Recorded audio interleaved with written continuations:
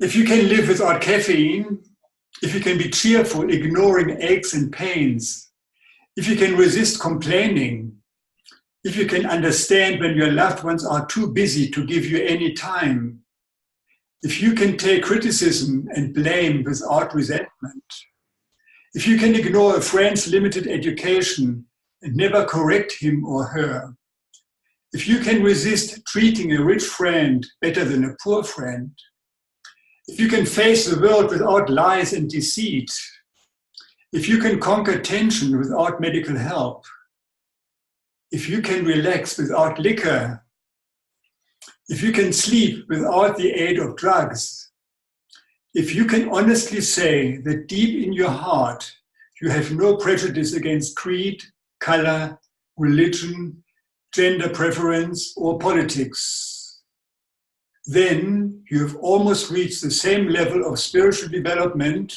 as your dog. Woof. All right, let's get a bit more serious now. Let me start with two quotes by Ernest Holmes. In the book, A New Design for Living, Ernest Holmes says, "We must not lose sight of the fact that what we are talking about has nothing to do with willpower. We are not forcing anything to happen. We do not coerce God. We cooperate. As we recognize God's universal nature as good, as a source of all abundance, and as a perfection that resides behind all life, then we may come to accept all these things. We do not create them of ourselves. We accept them, and in our acceptance of them, they are manifested in and as our experience."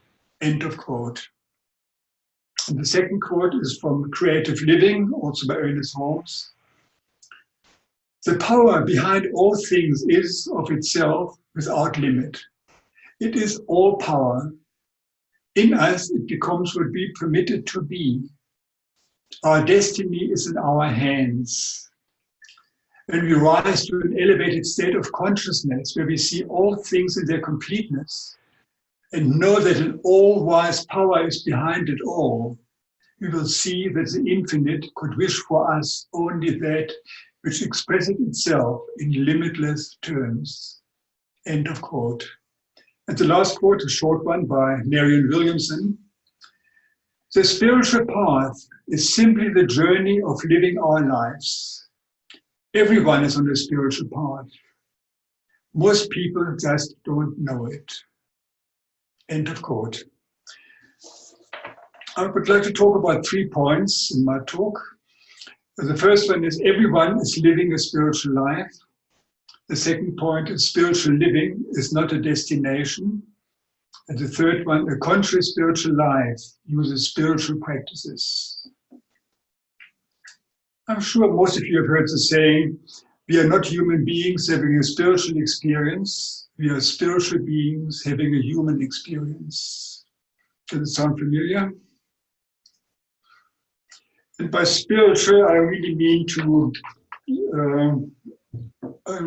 inclusivity, that we are all inclusive and there's nobody excluded from life. And it also means the concept of oneness, the idea of oneness. There's no one outside because there is no outside. So my first point, each and every one of us is living a spiritual life. Because if God is all there is, well, that's it. Because each of us is a living spirit. Every one of us is living a spiritual life, whether we know it or not. Someone said the other day, each of us is giving God an adventure into its own creation. Each one of us is letting God experience itself in infinite ways. The quality of that life, however, depends upon how conscious we are of our union with something greater than we are. Many of us don't know what's really inside of us until we experience some kind of loss. The pain of which drives us into our own minds and hearts looking for answers. Because there, waiting for us, is the presence and power of love.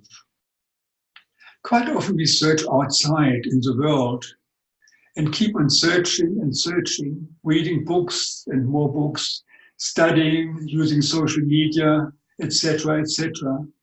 I have done all that and some more. Studying, being scared of missing out on something, always having the question, do I know enough? There's always so much more being produced, so much more coming on the internet, etc., etc. It's just a limitless source of supply. But it's very easy to get sidetracked and to lose track of oneself. I can get very absorbed in all my reading until I wake up and say, there's more to life than just reading and studying. So the question is really, why don't I look within? Because I mean, I've been with art and I've looked with art, but I think the answer for all our questions we can find within ourselves. And Neil Donald Walsh, the author of the Conversations with God series and many other books, said, if you don't go within, you have to go without. If you don't go within, you have to go without. And here's a quote by Howard Thurman. He says, whatever may be the occasion, there comes a deep necessity which leads you finally into the closet with yourself. It is here that you raise the real questions about yourself. And the leading question is, what is it, after all, that I amount to ultimately? Such a question cuts through all that is superficial and trivial in life to the very nerve center of yourself. End of quote. You might be familiar with the story of the Buddha, also known as Siddhartha. He was the son of a king and he lived in a palace and he was sheltered and protected from all bad things of life. He only had a good life, lots of luxury and beautiful living and enough food, enough clothes, and everything was in abundance. So he never suffered any lack. He didn't even know what lack meant. But then somehow later on in his life, I think just before he turned 29, he thought there must be more to life, I must be missing something. So he somehow escaped from the palace because he was well protected, so he had no open exit, so he had to do it somehow secretly. So he left the palace and then he found that life outside of the palace was totally different. He had never experienced poverty, he has never seen illness and disease and people dying on the streets. He has never experienced anything of that. And then he came to the conclusion that life is suffering. But he also could live with the suffering. He could live a life where he could acknowledge that there's suffering, but there's more than suffering as well. When I look at my own life, I grew also up in a fairly sheltered environment in Germany, studied at university, and everything was really quite well sorted out. But then I also thought there must be more to life.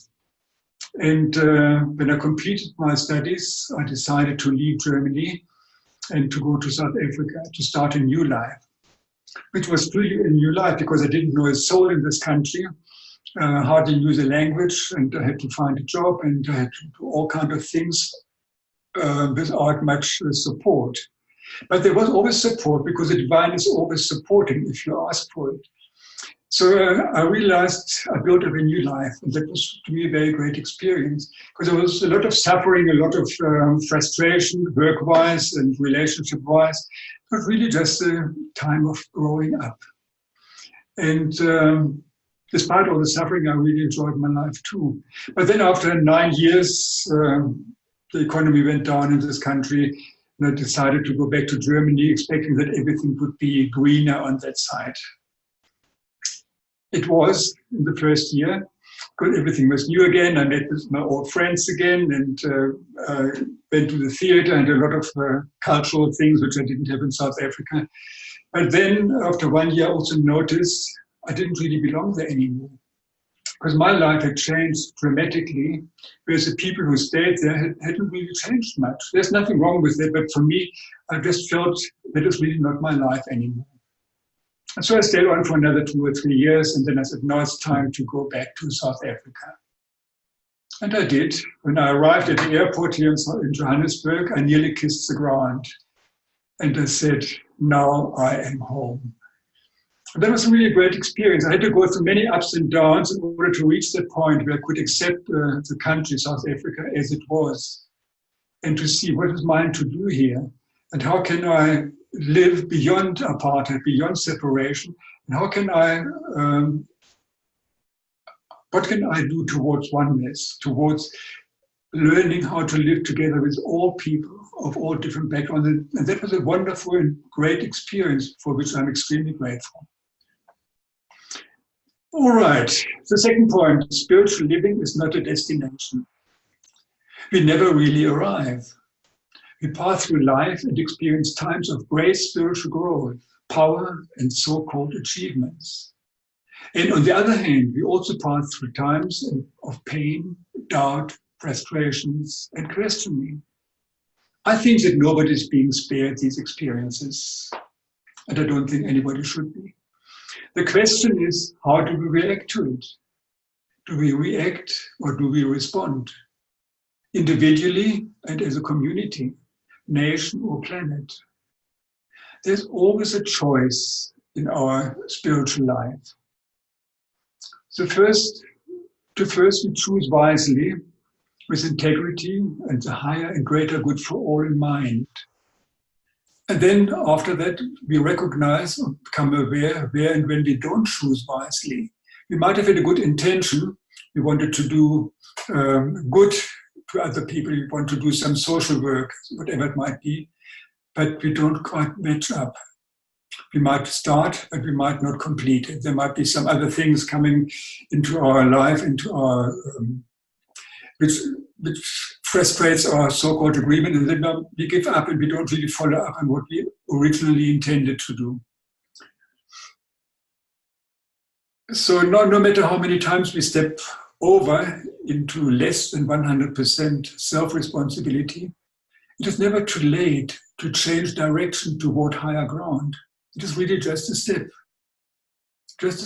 back into where we want to be, where we want to go. There's no need to keep defining us by the things we have done poorly.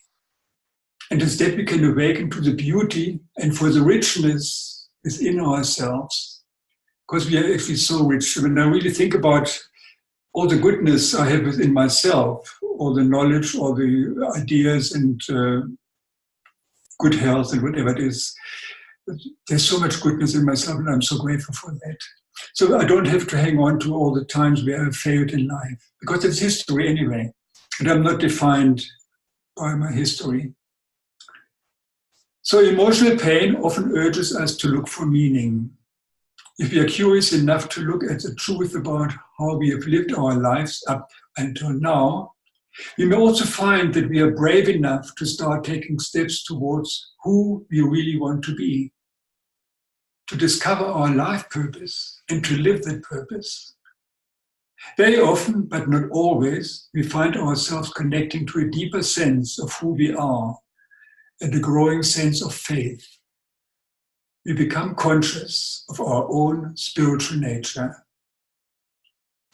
This is a short quote which I quite like by Shunryu Suzuki, who was a Zen Buddhist monk.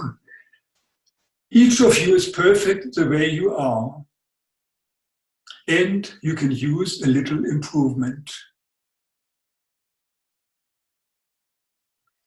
My third point, a conscious spiritual life requires regular daily discipline and practices to recognize and connect with our inner presence, to commune with this presence and let it guide us in the living of our lives toward deeper wholeness and oneness.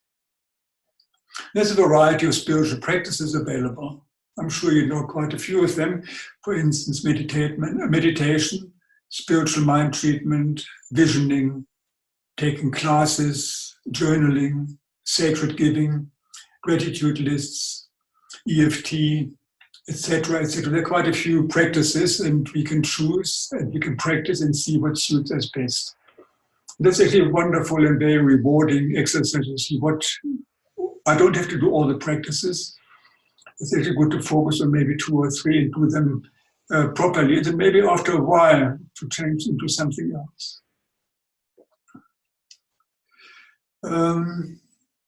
So each one of us will have a unique way of practicing this conscious connection with spirit, the all that is, and experience changes of the way we feel and think. And let's be clear on this, being human means we most probably fall off the path every now and then. Sometimes we might even roll all the way down the hill. It's simply going to happen. Yeah, shift happens. It doesn't matter how many times we drop the ball in our practice. The important thing is that we pick it back up again and begin again, letting go of our mistakes without beating ourselves up, and recommit to walking the spiritual path toward higher ground. In living a spiritual life, we only fall forward, learning from our mistakes and mining them for the gifts that they bring. So in summary, wherever you may be in your life, it is never too late to return to a conscious spiritual path. I highly recommend a practice in that is to look in the mirror and ask, who am I? And doing it often. And see your image in the mirror and say, I love you, followed by your name. That's actually a very beautiful practice, which I do quite often, and I really find it very, very uplifting and very powerful. And smile at yourself whenever you pass a mirror. That's also quite uplifting. It's so easy if one remembers. But mirrors really have a magic power, I find. So practice the spiritual tools that you have and endeavor to learn some new ones. Forgive yourself for being human and adjust your expectations. You may stumble from time to time. You may neglect your practices. You may find yourself out of integrity with what you value and what you cherish. Just get over it. It is part of the journey. One foot in the divine, and always the other foot walking the human road. The more you live towards the divine, the easier and more fun the journey. In my closing affirmation, today I choose to walk on the high road with spirit as my companion and friend. I repeat, today I choose to walk on the high road with spirit as my companion and my friend. Thank you very much for listening.